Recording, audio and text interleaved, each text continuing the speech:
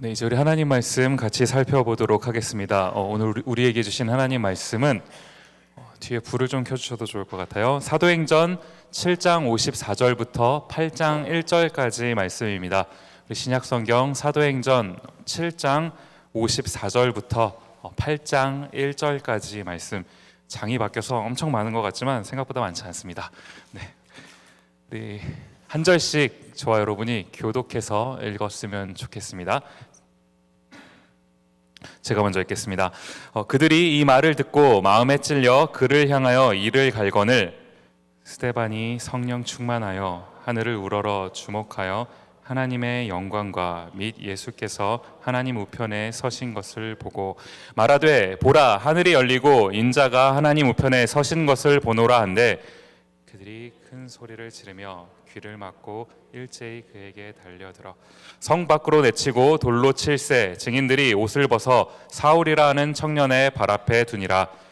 그들이 돌로 스데반을 치니 스데반이 부르짖어 이르되 주 예수여 내 영혼을 받으시옵소서 하고 무릎을 꿇고 크게 불러 이르되 주여 이 죄를 그들에게 돌리지 마옵소서 이 말을 하고 자니라. 사울은 그가 죽임 당함을 마땅히 여기더라. 그날에 예루살렘에 있는 교회에 큰 박해가 있어 사도 외에는 다 유대와 사마리아 모든 땅으로 흩어지니라. 아멘. 우리 뒤에 보시면 앞에 그 프런트 스팟라이트이거든요. 이거 조금 켜주셔도 좋을 것 같아요. 방금 조명하는데. 디모데에 오신 모든 분들 환영하고 축복합니다. 이 시간 한번 앞뒤 좌우에 계신 분들하고 이렇게 인사했으면 좋겠어요. 실천하는 크리스찬이 됩시다. 네, 감사합니다. 네, 제가 안 그래도 얼굴이 시커먼데 이게 좀 너무 조명이 없으면 깜깜할 것 같아서 한 번만 더 인사했으면 좋겠는데요. 이제 그 열린 예배가 2주일밖에 남지 않았습니다. 우리 이제 열린 예배를 기억하면서 우리가 좀 하나님께 한 영혼씩 이제 주님 앞으로 데리고 가는 그런 놀라운 일이 있었으면 좋겠는데요. 한번 좀 결단하는 마음으로 이렇게 한번 서로 좀 다짐해봤으면 좋겠는데 소리를 내서 한번 해보겠습니다. 한 영혼을 주님께로. 한 번 더 할까요? 한 영혼을 주님께로. 네, 여러분 학교에 또 직장에 한 영혼씩 한국인이어도 좋고 외국인이어도 좋고 다 좋습니다. 데리고 오셔서 주님 앞으로 모시고 올 수 있었으면 좋겠어요. 감기 걸리신 분 계신가요? 요즘 감기가 너무 독하던데 저도 지금 목이 좋지 않아서 엄청 고생을 하고 있는데요. 조금 듣기 불편하시더라도 이해하시고 잘 들어주셨으면 좋겠습니다. 제가 학창 시절에요. 요즘에는 이제 제가 조금 그때보다는 나이를 좀 먹어서 그래도 이제는 전혀 그런 것이 없습니다만 예전에 이제 제가 중고등학교, 초등학교, 중고등학교 다닐 시절에 이제 그때는 좀 많이 어렸으니까요. 제가 이제 조금 마음이 어려웠던 때가 있었는데 이제 그때가 언제냐 하니까 그 왜 가끔이요. 요즘에도 이제 이런 일이 있는지 모르겠어요. 근데 그 가끔 이제 한국에서 학교에서 뭐 이제 서류 같은 걸 이렇게 조사하면서 꼭 그 부모님의 학력을 쓰라고 하는 이제 그런 게 있었어요. 부모님의 최종 학력이 무엇인지 써라 뭐 이런 이제 꼭 그런 게 있었습니다.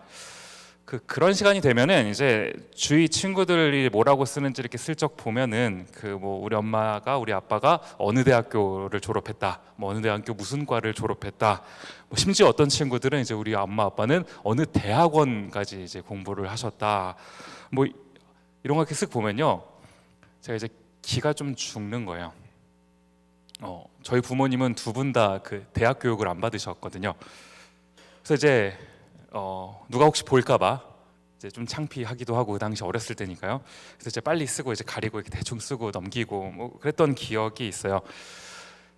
사실 지금 생각해 보면 뭐 대학 안 갈 수도 있는 것 아닙니까? 뭐 꼭 모두가 대학을 갈 필요는 없으니까요. 뭐 우리 부모님이 대학은 안 가셨지만 누구보다도 참 멋진 인생을 사셨다라고 저는 생각하거든요.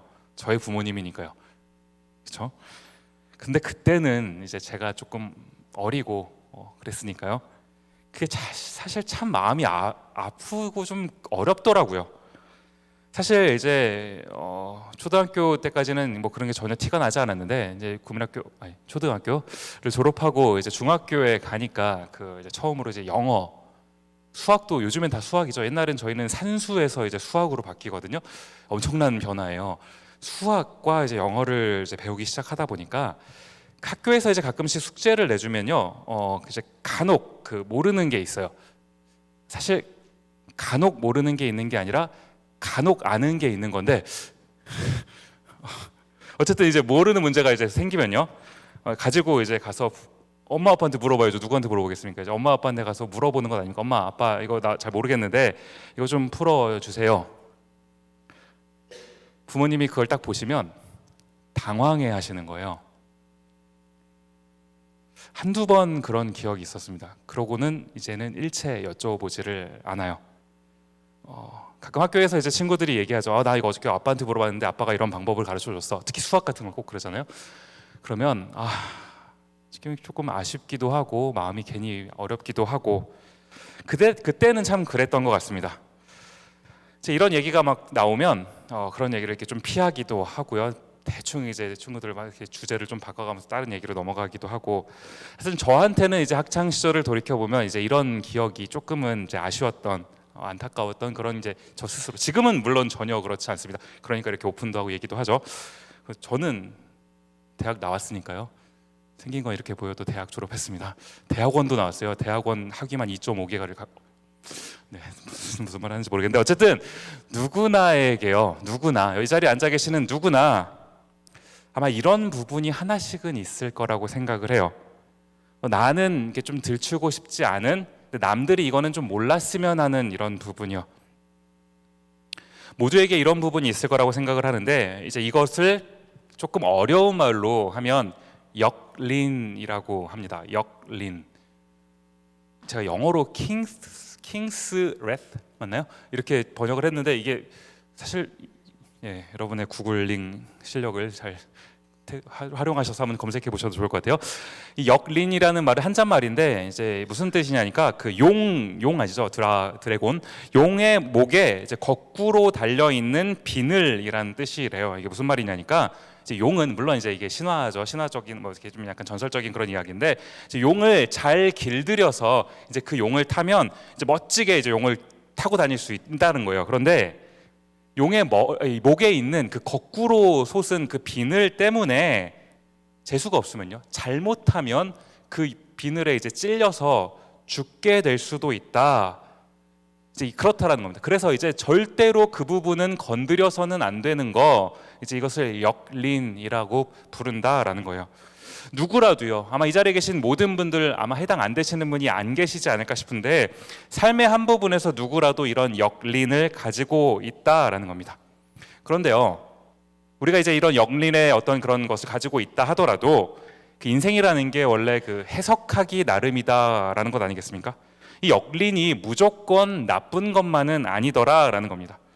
이제 저 같은 경우는요, 좀 여러분 이해해 주시고 들으시면, 이제 공부를 가지고 어머니 아버지께 여쭤볼 수가 없어요. 뭐 근해 공식 이런 걸, 뭐 수학의 정석 이런 거를 어떻게 요즘에도 그런 공부 하나요? 어쨌든 이런 거 어떻게 말씀해 주시겠습니까? 그러니까 어떻게 해야 됩니까? 그냥 저 혼자 해야 돼요.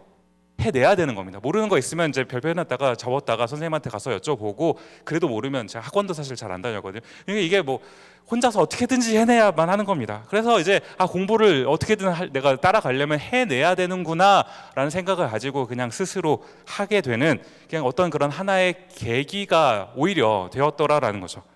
이 역린이 저한테는 오히려 이 트리거요. 트리거가 여러분 뭐겠습니까? 말 그대로 얘기한 게 뭐 방아쇠 총에 있는 뭐 이런 거를 이제 문자 그대로는 의미하겠지만, 최근에 제가 이제 읽었던 책 중에 이 트리거라는 책이 있어요. 이게 무슨 책이냐면, 이제 저자가 이제 여기서 이 책에서 이 트리거라는 단어를 이렇게 이제 소개를 하더라고요. 잘 들어보세요. 우리의 생각과 행동을 바꾸는 심리적 자극. 어떤 게 나를 이렇게 딱 촉발시켜서 나의 행동이나 생각을 바꾸는 그런 계기가 되게끔 만드는 거. 이 역린이 오히려 삶의 어떤 트리거가 되는 그런 일이 발생할 수 있더라라는 겁니다. 그런 관점에서 본다면 우리 인생에 찾아오는, 설령 그게 역린이라고 할지라도 감사하지 않을 수가 없는 거예요. 어떤 걸 만나더라도 내 삶의 트리거로 이것이 작용한다면 감사할 일이더라라는 겁니다. 오늘 우리가 함께 이런 좀 관점에서 오늘 7장 말씀을 살펴봤으면 좋겠는데요. 이 사도행전 7장은 스데반이라고 하는 우리 지난주에 살펴봤죠. 그 초대교회 7명의 집사님이 이제 세워지는데 그 중에 한 분입니다. 이 스데반 집사님의 설교가 담겨져 있는 장입니다. 여러분 한번 기회가 되시면요, 집에 가셔서 이 7장을 꼼꼼하게 한번 읽어보시면 좋을 것 같아요. 이 스데반 집사님이요, 이 성경을 얼마나 체계적으로 관통하는 이 관점을 가지고 성경을 쭉 이야기하고 계시는지를 한번 꼼꼼하게 여러분 보셨으면 좋겠어요. 우리가 가능하다면 이 정도로 성경을 볼 수 있을 때까지 성경을 봤으면 좋겠는 겁니다. 제가 여러분에게 이걸 도와드리기 위해서 마가방을 하고 있는 거예요, 여러분. 내일도 또 여전히 진행이 됩니다. 내일은 이제 우리 레위기를 진행할 텐데 제가 몇 주째 이야기를 하고 있는데 한 번도 안 오신 분 보여요? 네, 오세요. 내일 레위기, 그 어렵다는 레위기 같이 공부할 건데 꼭 오셔서 우리 레위기를 그냥 한번 다 끝내버리는, 정복하는 그런 시간이 됐으면 좋겠습니다. 어쨌든 오늘은 이 스데반 집사님의 설교 중에서 우리가 이제 좀 집중적으로 핵심적으로 봐야 될 몇 가지만 좀 살펴보고 넘어가려고 합니다.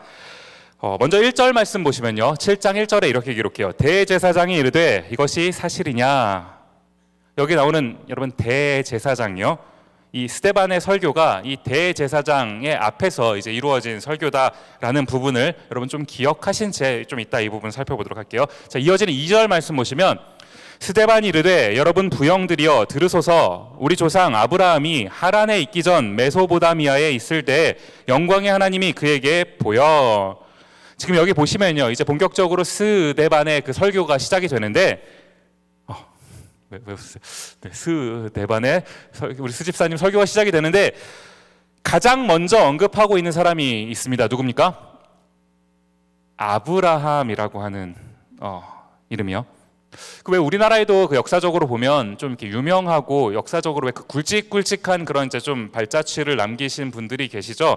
뭐 세종대왕이라든지 뭐 또 누구 있습니까? 뭐 이순신 장군이라든지 뭐 광개토왕이라든지 뭐 김구 선생님 뭐 이런 사람들이 좀 이렇게 있죠. 미국에도 있겠죠. 누가 있습니까? 링컨, 아브라함 링컨, 또 링컨, 그죠? 링컨밖에 생각이 안 나요. 누가 있을까요? 어쨌든 있죠. 위대한 사람들이 많이 있습니다. 이런 것처럼 이 이스라엘 민족들에게도 그 민족을 대표하는 사람들이 있는 겁니다. 몇 명의 대표적인 굵직굵직한 사람이 있어요. 뭐 이를테면 뭐 다윗 이런 사람이 있고, 뭐 모세 뭐 이런 사람도 있을 거고요. 그런데 그런 사람들 중에 최고봉 아브라함이라는 겁니다. 아브라함, 참 위대한 이름. 생각해보니까 링컨도 아브라함이잖아요. 아브라함 링컨이 여기서 아마 그 이름 갖고 온 것도 같기도 하고 그런 것 같기도 해요. 어쨌든 이 아브라함한테는 조금 더 정확히 표현하면요, 이 아브라함의 후예들이라고 생각하는 이 이스라엘 사람들에게는 숨기고 싶은 이 아브라함의 과거가 있다는 겁니다. 그게 뭐냐 하니까요, 구약으로 가셔서 여호수아 24장 2절 말씀해 보시면 여호수아가 모든 백성에게 이르되 이스라엘의 하나님 여호와께서 이같이 말씀하시기를 옛적에 너희의 조상들 곧 아브라함의 아버지 나홀의 아버지 데라가 강 저쪽에 거주하여 다른 신들을 섬겼으나. 지금 여기 보시면 아브라함의 아버지 데라라고 소개되는 이분이요, 이 사람이 어떤 사람이었다라고 성경이 기록을 하고 있냐 하니까 맨 마지막에 보시면 다른 신들을 섬기는 사람이요. 제가 지금 뭐 어떤 분의 어떤 뭐 직업적인 측면에서 그 직업의 귀천, 뭐 좋고 나쁨 이것을 얘기하자는 게 아니라요, 이 이스라엘 사람들, 하나님만을 유일신으로 섬기고 있는 이 유대인들이요, 이 이스라엘 유대인들의 기준으로 봤을 때 그 뭐랄까요, 이 그들의 어떤 역사의 시조급으로 보이는 이 아브라함이 그냥 날 때부터 하나님을 잘 믿는 모태신앙 이렇게 태어났으면 훨씬 더 클리어하고 아름다운 건 아닙니까? 그런데 그 아브라함이 우상을 섬기던 사람의 아들이라뇨. 이게 사실 이렇게 조금 꺼내서 이야기하기가 불편한, 껄끄러운, 어지간하면 이 얘기는 좀 안 건드리고 싶은 이제 이런 부분이다라는 겁니다.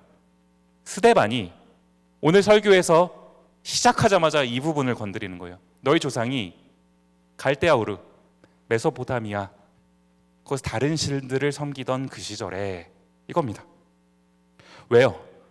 왜 스데반이 이 이스라엘 사람들의 그 역린, 건드려서는 안 되는 그런 부분을 왜 건드렸을까요?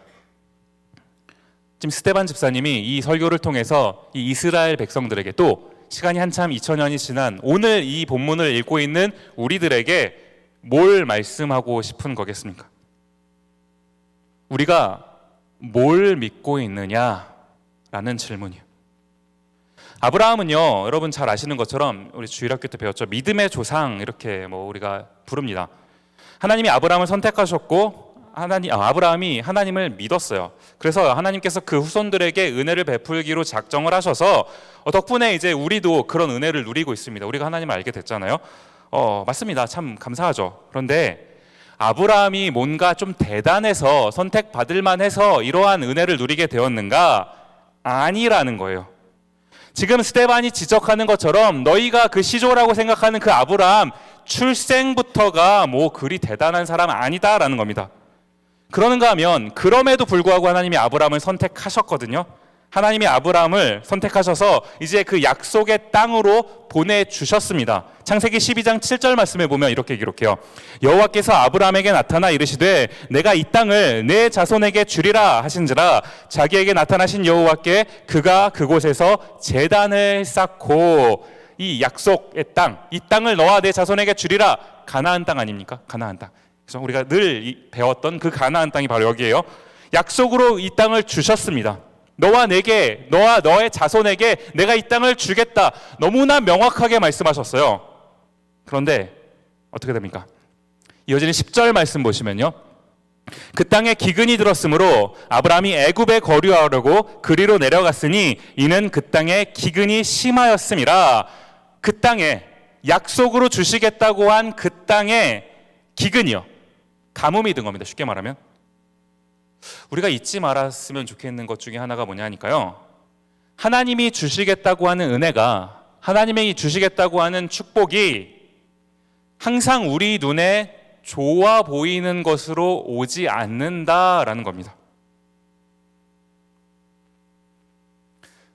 우리가 살면서 내 눈에 딱 봤을 때 이건 정말 괜찮다 싶은 게 있습니다. 그런가 하면 내 눈에 봤을 때는 이건 좀 아니다 싶은 게 있어요. 기준이 뭡니까?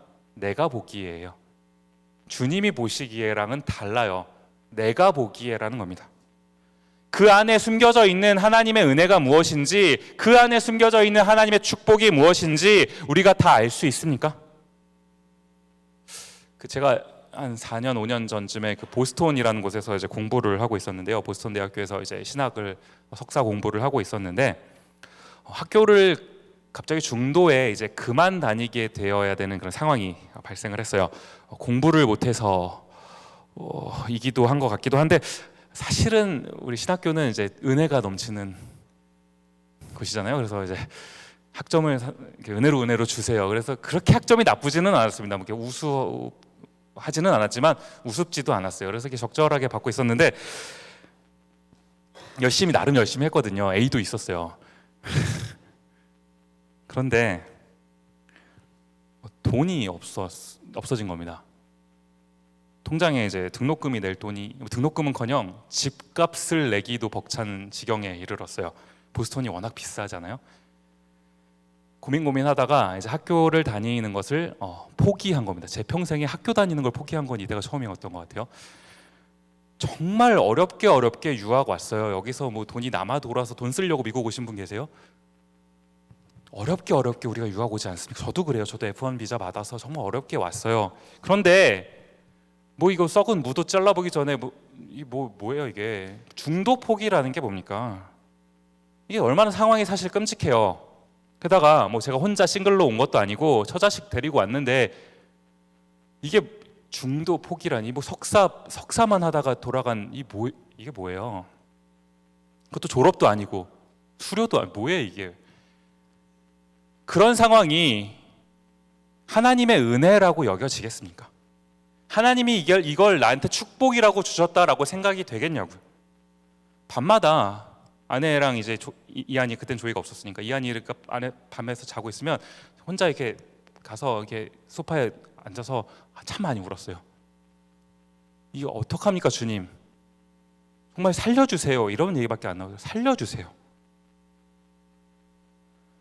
결과적으로요.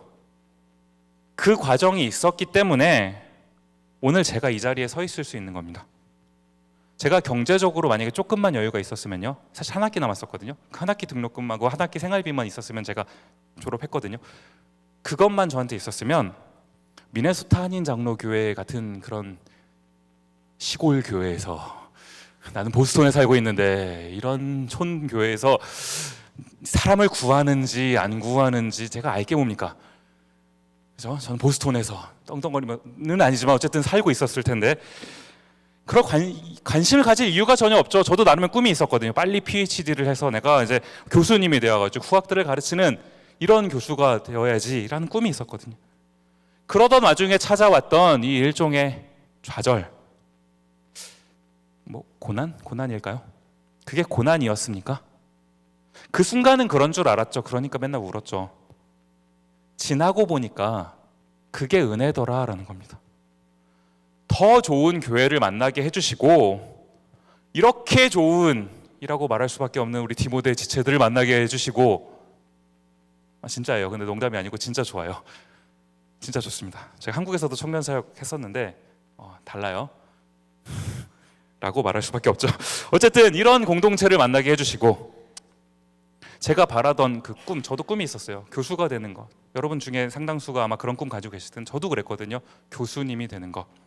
그게 저의 절대적인 꿈인 줄 알았는데 더 귀한 일이 무엇인지 깨닫게 해주시고, 이 지역 교회에서 이렇게 성도님들을 섬길 수 있는 거, 말씀을 전할 수 있는 이런 기회를 주시고요, 이 길을 열어주신 것 아닙니까? 지금은요, 하나님이 다시 공부하러 가라고 해도 안 가요.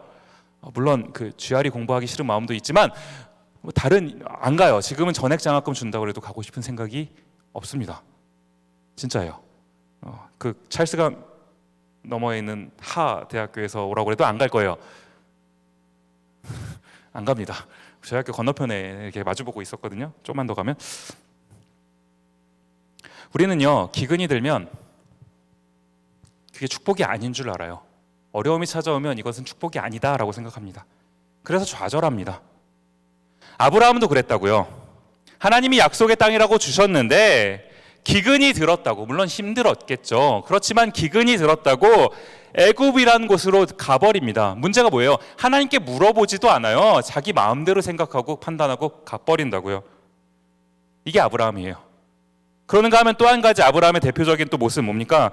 분명히 하나님께서 아브라함과 그 와이프 사라의 몸을 통해서 아들 주시겠다고 그랬어요. 그 아들을 통해서 너의 자손들이 하늘의 별처럼 바다의 모래처럼 많아지게 해주시겠다 약속하셨습니다. 시간이 지났어요. 아브라함이 이제 나이가 꽤 먹었습니다. 그런데 아들이 안 생깁니다. 또 어떻게 합니까? 이제 사라랑 상의한 후에 사라의 종이었던 하갈이라고 하는 그 종하고 이제 동침을 해서, 그 당시에는 이제 이런 게 가능하지 않았습니까? 이제 종과 동침을 해서 아들을 얻었죠. 그렇게 얻은 아들이 이스마엘이라고 하는 이제 아들입니다. 창세기 16장 16절 말씀해 보면, 이제 16장 마지막 절이거든요. 하갈이 아브라함에게 이스마엘을 낳았을 때 아브라함이 86세였더라. 아브라함이 86세에 좀 적은 나이는 아니지만 어쨌든 86세에 이스마엘을 얻게 된 겁니다. 어쨌든 이제 아들이 생겼어요. 그랬으니까 됐습니까? 제가 16장 마지막 절이라고 말씀을 드렸는데요, 이렇게 하고 16장이 딱 끝납니다. 그리고 챕터가 한 장 넘어가요. 17장으로 넘어가는데 장이 넘어가지만 사실 한 절이 넘어가는 거죠. 마지막 절과 첫 번째 절이니까. 이 한 절의 공백이요, 어마무시한 겁니다. 창세기 17장 1절로 가서 보실까요? 한 절 뒤입니다. 아브라함이 99세 때 여호와께서 아브라함에게 나타나 그에게 이르시되 나는 전능한 하나님이라 너는 내 앞에서 행하여 완전하라. 아까 16장 16절 마지막 절 한 절 전에서 아브라함이 몇 세 때였다고요? 몇 세 때 이스마엘 낳았다고요? 86세요. 86세. 바로 한 절 다음입니다. 17장 1절에서 아브라함이 몇 살입니까? 99세요. 무려 13년 동안이요. 이 한 절의 공백이지만 아브라함한테는 13년의 공백이 있었다고요. 하나님의 침묵의 시기가 찾아옵니다. 하나님이 13년 동안 아무 말도 안 하세요. 하나님이 우리를 다루어 가시는 방법 참 여러 가지죠. 가끔 우리가 잘하면 칭찬도 해주시고요, 잘못하면 이제 등짝 스매싱을 가끔씩 때리시기도 합니다. 하나님이 등짝 스매싱 때리시면 아파요, 여러분. 그러니까 맞기 전에 적절하게 그냥 순종하세요. 네, 하나님이 등짝 스매싱을 때리실 건 아프지만 사실은 그거는 더 감사한 일일지도 몰라요. 정말 무서운 게 뭐냐면 하나님이 아무 말씀 안 하시는 거예요. 내가 하나님을 부르는데, 기도도 하는데, 와서 예배도 드리는데 도대체 하나님이 살아 계시기는 한 건지 내 삶에 1절 말씀을 안 하세요. 어떤 감동도 주시지 않고 무척이나 마음이 힘든 것 아닙니까? 게다가 아브라함은 하나님과 직접 대화하던, 하나님이 직접 나타나서 말씀해 주시고 항상 이끄셨던, 늘 주님과 동행했던 사람이에요. 그런 아브라함에게 13년 동안이나 하나님이 아무 말씀 안 하셨다. 아브라함의 마음이 도대체 어떻겠냐라는 겁니다. 늘 말씀하시던 그 하나님이 말씀을 안 하세요. 불러도. 그렇게 하다가 13년이 지난 다음에 하나님이 짠 나타나셔서 아브라함에게 하셨던 첫 마디 말씀 뭡니까? 나는 전능한 하나님이라 너는 내 앞에서 행하여 완전하라. 무슨 말이에요?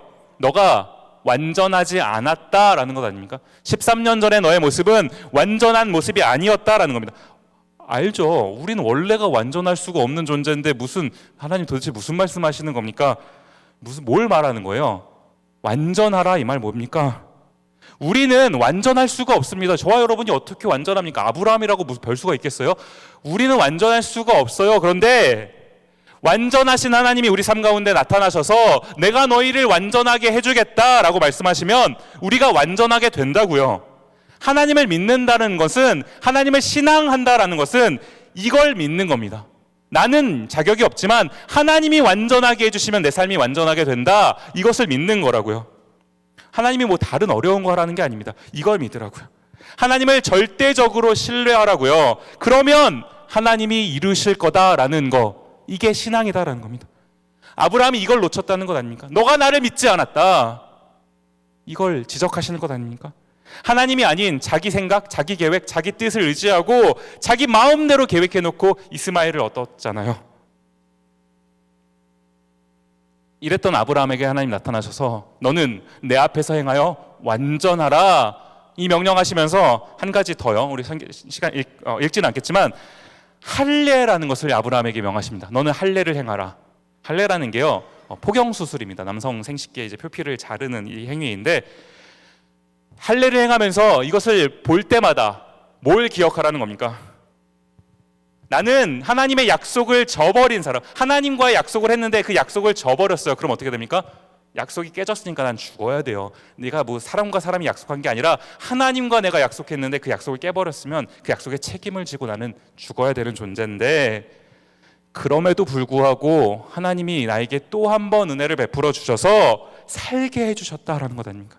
내가 그런 존재구나. 이 할례를 행한 나의 모습, 나의 몸을 볼 때마다 그걸 기억해야 되는 것 아닌가요? 그러는가 하면요, 오늘 7장의 설교가 굉장히 긴데 그 중간에 보면 뭐 성막, 뭐 전 이런 표현이 나오는, 이게 성소, 이제 성전을 의미하는 겁니다. 이 성막이라는 거요. 내일 궁금하시면 마가방에 오시면 제가 조금 더 상세하게 이제 설명을 드릴 겁니다만, 이 성막이라고 하는 게 뭡니까? 아직 그 구약에서 그 성전이, 템플이 완전히 이제 지어지기 전에 이제 텐트죠. 제사를 드리는 일종의 그 장소입니다.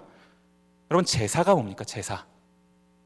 구약의 제사는 이제 동물을, 뭐 양이나 염소 뭐 이런 것들을 이제 잡아서 죽여서 이제 번제물로 드리는, 이런 걸로 이제 제사를 드리는 거죠. 제사를 왜 드릴까요? 왜 그렇게 드릴까요? 원래는 내가 죽어야 되는데, 하나님 보시기에 나는 죄인이라 내가 죽어야 되는 건데, 그런 건 아닙니까? 하나님이 우리에게 계명이라는 걸 주셨어요. 구약에 보면은 613가지의 계명을 주시거든요. 이건 해라, 이건 하지 마라. 이게 총 613가지인데 이걸 이제 줄이고 압축하면 딱 10개의 계명, 우리가 잘 알고 있는 10계명이 되죠. 우리는요, 이 10가지도 못 지킵니다. 꼴랑이 10가지도 못 지켜요. 못 지킵니다. 못 지키면 어떻게 된다고요? 죽어야 됩니다.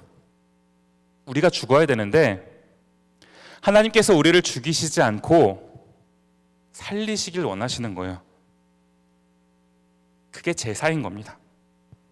동물을요, 원래는 내가 그 제단 위에 올라가서 내가 죽어야 되는 건데 나 대신 어떤 동물을 죽여서 그 동물을 죽이는 그 행위를 통해 대신 내가 살 길을 열어주시는 거, 그게 구약의 제사인 겁니다. 임시적인 방편이었어요. 그렇게 하다가 신약으로 넘어와서는 이 제사, 날이면 날마다 드려야만 했던 이 제사를 단번에 또 완전히 이루신 한 번의 제사가 있었던 것 아닙니까? 그게 뭐예요? 여러분 보고 계시는 이 십자가 사건이에요. 예수님이, 완전하신 주님이 저 자리에서 우리를 대신해서 완전히 또 단번에 죽으셨으므로 그 예수님의 죽으심이 우리의 죄를 대신해서 우리가 살게 되었다라는 겁니다. 하나님은요, 지금 아브라함부터 시작해서 이 스데반이 이야기하고 있는 쭉 이 설교의 내용, 계속되는 이야기가 뭘 의미하는 거예요? 자격이 없는 인간들, 도대체가 구원받을 만한 자격이 한 개도 없는 그런 사람들을 하나님께서 은혜로 덮어주시고 우리를 이끌어 주셔서 하나님의 자녀 삼아 주셨다라는 거, 지금 이 말씀을 계속해서 반복해서 하고 있는 것 아닙니까? 그런데 지금 뭐냐는 거예요. 그런데 지금 뭐냐는 겁니다. 하나님의 이런 은혜, 이런 말도 안 되는 사랑을 싹 다 잊어버리고 나는 그래도 선택받은 유대인인데, 나는 할례 받았는데, 나는 날마다 제사 드리고 있는데, 나는 뭔가 하고 있는데 그러니까 괜찮다라는 거예요. 형식만 남아버린 거예요. 그 내용이 뭔지, 나의 신앙의 목적이 뭔지, 내가 도대체 무엇을 믿는 건지 그건 싹 다 잊어버린 채, 그런데도 나는 형식은 하고 있으니까. 제가 아까 전에 그 스데반이 했던 설교가 이제 대제사장 앞에서 했던 설교다라는 부분 여러분께 기억을 좀 해달라고 부탁을 드렸는데요. 대제사장이 뭡니까? 대제사장은요, 구약에서 이제 그 1년에 한 번 이제 이스라엘 모든 백성들의 죄를 대신 이제 제사를 드리기 위해서 1년에 딱 한 번 지성소에 들어가서 하나님께 제사를 드리는 이제 이 사람을 말합니다. 원래는 이제 죄를 지은 이스라엘 백성들 모두가 죽어야 되죠. 그런데 하나님께서 그 죄를 용서해 주시려고 이제 대제사장을 하나 이제 부르셔서 특별히 이제 대속죄일에 그 속죄 제사를 드리게 함으로써 모든 이스라엘 백성들의 죄를 이제 용서해 주시는 이제 이런 제도를 구약에 만드셨던 겁니다. 이스라엘 백성들을 이제 이렇게 살려주시는, 이 땅에요, 그 대제사장이 했던 그 일을 온전히 이루실, 아까 제가 말씀드린 예수님, 대제사장, 완전하신 대제사장이신 예수님이 오셨어요. 그리고 이제는 그 완전하신 대제사장이 이루신 그 십자가 사건을 통해 우리는 완전한 구원을 얻게 된 겁니다. 그런데 오늘 본문에 등장하는 대제사장이요, 모르겠어요. 그 대제사장이 해야 될 어떤 그 제사의 그 일은 열심히 하고 있었는지 모르겠습니다. 그런데 그 안에 있었던 참된 의미가 무엇인지는 전혀 기억하지 못하고 있는 것 아닌가요? 예수님이 누구신지도 모르면서 이 대제사장이 해야 되는 이 모든 백성의 죄를 대신해서 주님 앞에 나아간다라는 이것이 얼마나 대단한 의미인지 생각하지 않으면서 그냥 그 일은 하고 있었던 건 아니냐고요. 그 신앙생활이라고 하면서 그 종교 활동만 하고 있었던 건 아니냐고요. 제가 어렵게 말씀을 드렸는데 오늘 제가 지금 드리는 이 말씀이 여러분에게는 어떻게 들리십니까? 여러분과 제가 어떻게 살게 됐는지, 오늘 어떻게 살아 숨쉬고 있는지 우리가 그 의미를 생각하면서 살고 있나요? 우리가 이렇게 살아서 숨을 쉬고 있는 거, 오늘 저녁 맛있게 드셨죠? 밥을 먹고 이렇게 일을 하고 공부를 할 수 있는 거, 이걸 하도록 하시기 위해서 하나님께서 여러분과 저를 불러주시고 이렇게 예배를 드리게 하기 위해서 예수님께서 십자가에 달려 돌아가시는 이 엄청나고 놀라운 일을 이루셨는데 우리가 그것을 생각하면서 살고 있습니까?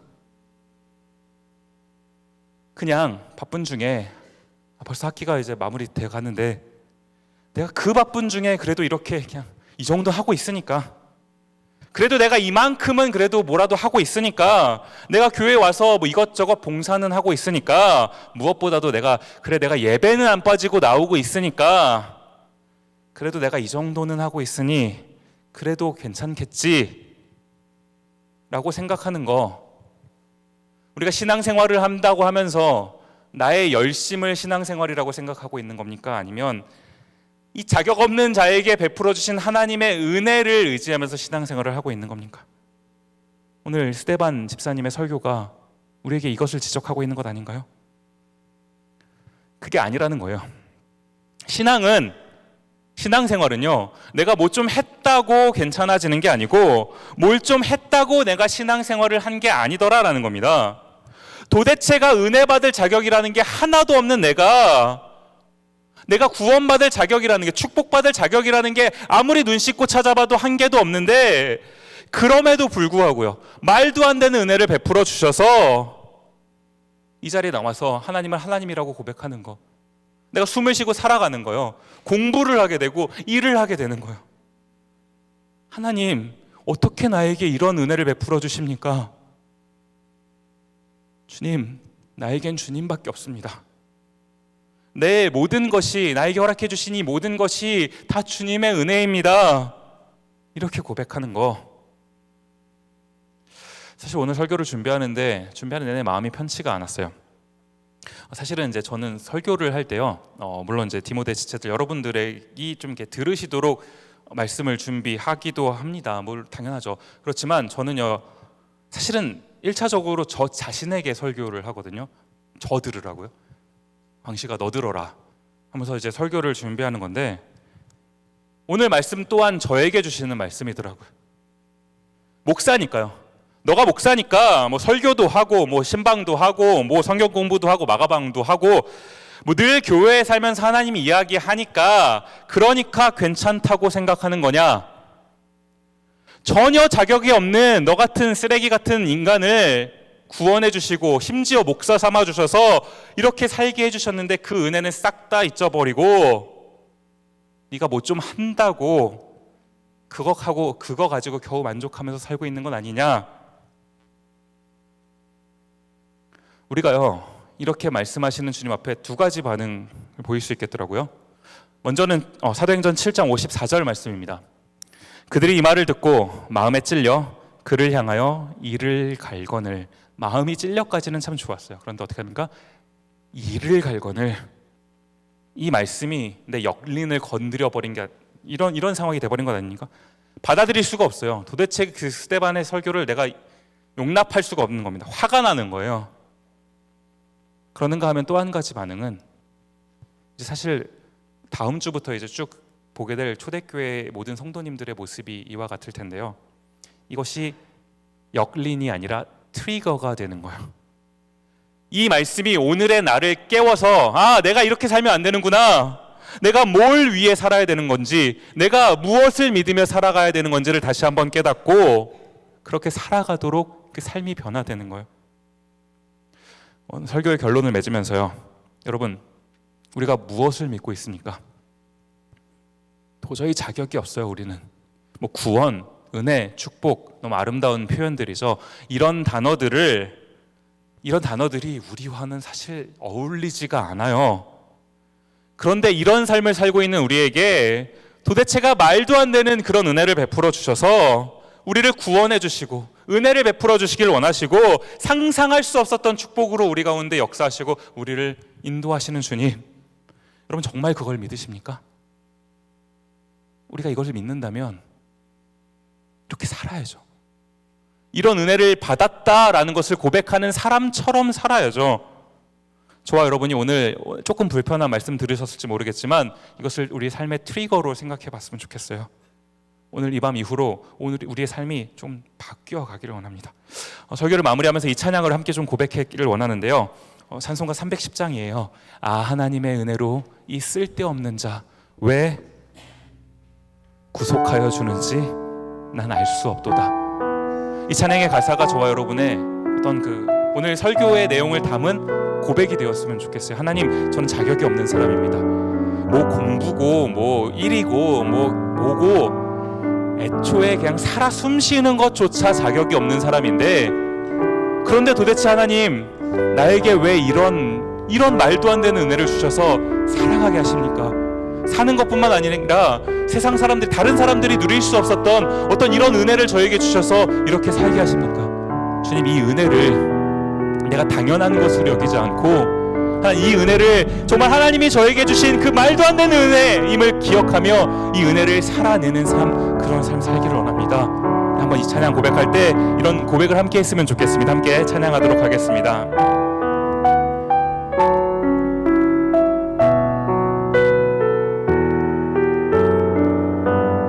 함께 고백합니다. 아, 하나님의 은혜로, 아, 하나님의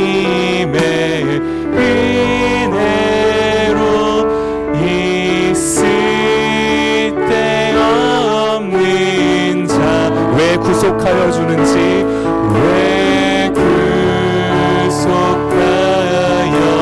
주는지 난 알 수 없도 내가 믿고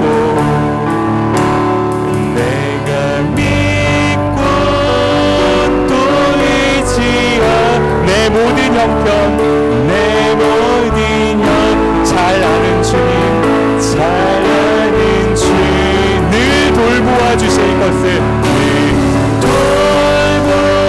돌보아 주실 것을 나는 확실히 아는. 우리가 이 찬양 한 번 더 고백할 건데요, 이번엔 2절로 고백하기를 원합니다. 2절 가사가 이래요. 왜 내게 굳센 믿음과 또 복음 주셔서. 굳센 믿음이요. 여러분, 뭐가 믿음이라고요? 굳센 믿음이 뭐라고요? 이어진 가사 보시면 내 마음이 항상 편한지 난 알 수 없도다. 어떤 상황 가운데 놓이더라도요, 그 땅에 설령 기근이 찾아올지라도요, 예상하지 못했던 어떤 일들이 펼쳐질지라도요, 하나님이 나와 함께 하신다. 이 쓸데없는 자에게 이 구속할 밤을 구원받을 자격이 없는 자를 주님께서 선택하셔서 구원하셔서 인도하셨다면 반드시 이유가 있으셔서 나를 이끌어 가신, 그 중간중간에 내가 어려움을 만날지라도 이유가 있기 때문에 이것을 허락해 주신다라는 거, 그것을 믿는 거, 언제나 내 마음이 항상 편하다는 거, 이것이 굳센 믿음이라는 거, 이것이 믿음이라는 거예요. 여러분, 신앙생활이라는 것이 이것입니다. 하나님이 나를 인도하신다라는 거, 늘 나와 함께 하신다라는 거 믿는 거, 여러분, 이것을 믿으십니다. 그리고 2절 가사를 다시 한번 고백할 때 그 신앙의 고백이 이 가사 속에 담겨서 고백되었으면 좋겠습니다. 함께 고백하며 찬양할까요? 왜 내게 굳센 믿음과, 왜 내게 굳센 믿음 또 복음 주셔서, 또 복음 주셔. 여러분, 이렇게 고백합시다. 내 마음이 항상 편한지,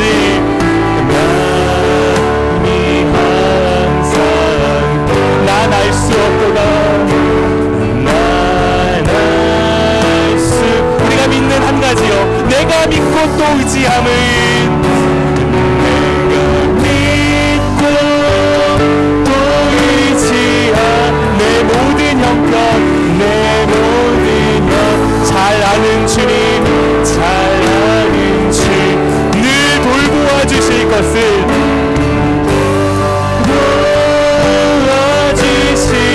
나는 확실히 아네. 나는 우리 후렴 한 번 더 고백하시겠습니다.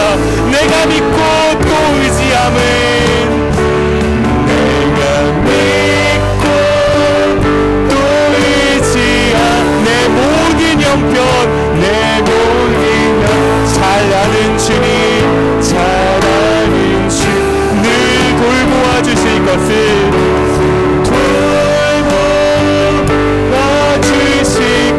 나는 확실히 아네.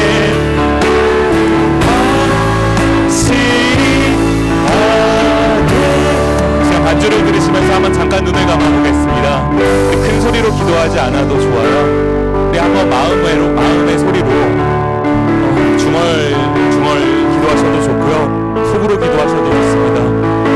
하나님께 한번 진지하게 우리 마음을 아뢰었으면 좋겠어요. 주님, 내가 신앙생활 한다고 하면서, 하나님을 믿는다고 하면서, 교회 나온다고 하면서 도대체 내가 무엇을 믿고 있었는지 내가 이 시간 아브라함을 선택하셔서 그 자녀 삼아주시고 그 아브라함을 통해서 하나님의 놀라운 역사를 이루셨던 것, 그것이 하나님이시라면 하나님이 자격 없는 이 나를 구원해 주셔서 나의 삶을 통해서 하나님께서 이루고자 하는 그 일을 이루실 것이라는 그것을 믿는 그런 내가 되게 하여 주시옵소서. 하나님, 내가 이 자격 없었던 내가 하나님의 자녀가 되었다라는 것, 이 놀라운 은혜를 나에게 베풀어 주셨다라는 것, 내가 이것을 잊지 않고 살아가게 하옵소서. 하나님, 그 하나님을 신뢰하게 하옵소서.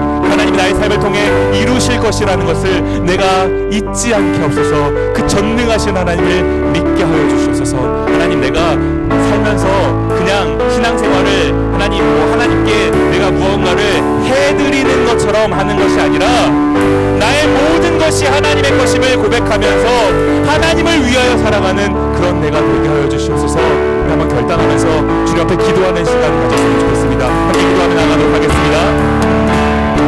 고마우신 아버지 하나님, 자격 없는 우리들을 불러주시고 자격 없는 우리들을 자녀 삼아주시고 하나님의 아버지 하나님 은혜의 아들로 은혜의 딸들로 불러주셨는데 아버지 하나님, 우리의 연약함이 자꾸 이것을 잊고 하나님, 내가 마치 무슨 자격이 있는 사람인 것 마냥 살아갑니다. 하나님, 내가 무슨 권리가 있는 것 마냥, 마치 하나님께 내가 이것을 해드리는 것 마냥 그렇게 신앙생활하고 있는 모습들 혹시 우리 가운데 있었다면 아버지 하나님, 용서하여 주시옵소서. 자격 없는 우리를 불러주셔서 하나님의 자녀 삼아주신 것이 얼마나 놀랍고 큰 은혜인지를 기억하면서 아버지 하나님, 주님 주신 은혜 기억하며 살아가는 우리 되게 하여 주시옵소서. 아버지 하나님, 불러주신 것이 은혜이니 아버지 하나님, 그 은혜를 기억하며 나의 삶을 주님께 드려 살아가는 우리 모두가 되게 하여 주시옵소서. 아버지 하나님, 역사하여 주시옵소서. 은혜를 더하여 주시옵소서. 하루를 살더라도 그렇게 살아갈 수 있게 하여 주시옵소서. 주님, 우리 모두에게 하나님의 크신 은혜를 더하여 주시옵소서. 고마우신 아버지 하나님, 오늘 사도행전 7장에서 스데반의 설교를 살펴보았습니다. 우리 스데반 집사님께서 이와 같은 설교를 하신 후에 돌에 맞아 순교하셨습니다.